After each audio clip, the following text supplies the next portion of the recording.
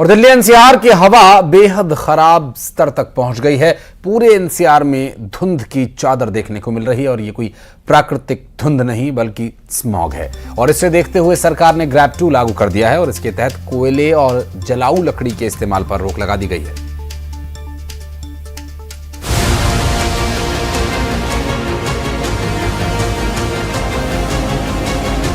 Delhi NCR में रहने वाला हर शख्स प्रदूषण का सामना कर रहा है। हवा इतनी प्रदूषित हो चुकी है जिससे बाहर निकलना मुश्किल होता जा रहा है। जहां एक और हवा में जहर घुल रहा है तो वहीं यमुना का पानी भी प्रदूषित हो गया है। बढ़ते प्रदूषण की वजह से दिल्ली एनसीआर में ग्रैब का स्टेज 2 लागू हो गया है। दिल्ली में हवा की गुणवत्ता खराब श्रेणी में आ चुकी है, जिससे कई इलाकों में एयर क्वालिटी इंडेक्स 300 के पार पहुंच गया है।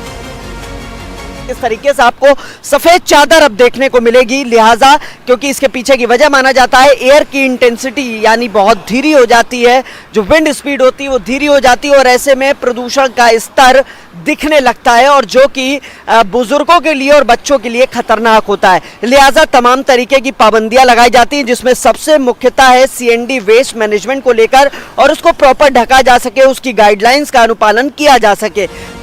ग्रैब 2 लगने के बाद दिल्ली एनसीआर में पाबंदियां और बढ़ा दी गई हैं।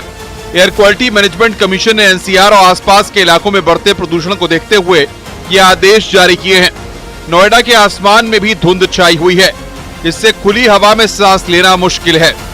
ये एक स्लो पॉइजन की तरह होता है। लोग समझ नहीं पाते हैं कि उनको ये क्यों हुआ, उनको अब हार्ट में ब्लॉकेजेस क्यों आ गए हैं या फिर उनको अब सांस की बीमारी क्यों पैदा हो गई। जब वो स्मोक भी नहीं करते हैं, वो बाहर भी नहीं निकलते हैं, बट उनको ये समझना पड़ेगा कि जब हम पॉल्यूटेंट से लगातार एक्सपोज होते रहते हैं कुछ महीनों तक, तो उनके बॉडी में जो चेंजेस आ रहे होते हैं वो सेलुलर लेवल पे भी डैमेज करते हैं और ना ही सिर्फ रेस्पिरेटरी सिस्टम को अफेक्ट करते हैं बट सारे ही जो वाइटल ऑर्गन्स हैं वो अफेक्ट होते हैं, जिसके कारण स्ट्रोक होने की संभावना बढ़ जाती है, कैंसर होने की चांसेस बढ़ जाती हैं, ओबेसिटी होती है, ब्लड प्रेशर बढ़ता है, डायबिटीज अगर है तो वो कंट्रोल नहीं होती है। पोल्यूशन के अंदर अगर हम देखें तो बहुत ही छोटे पार्टिकल्स होते हैं जो सांस के जरिए हमारे लंग्स तक पहुंच जाते हैं।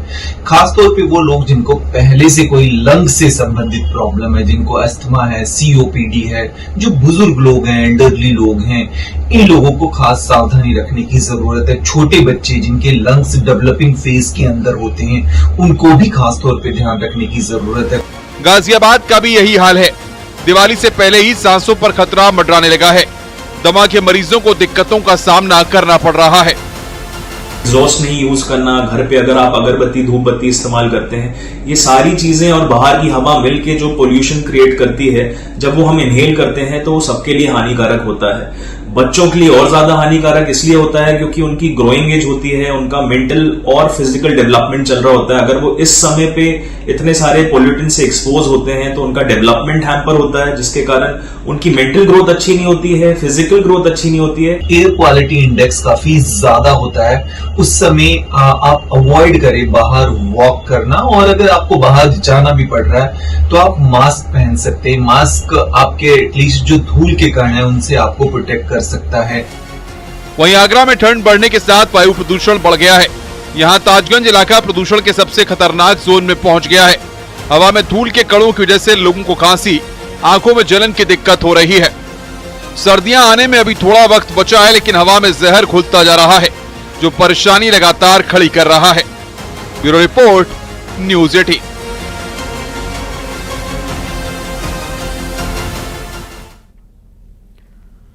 और यहाँ रुक रहे एक छोटे से ब्रेक के लिए। खबरों का सिलसिला आगे भी जारी है, बने रहिए हमारे साथ।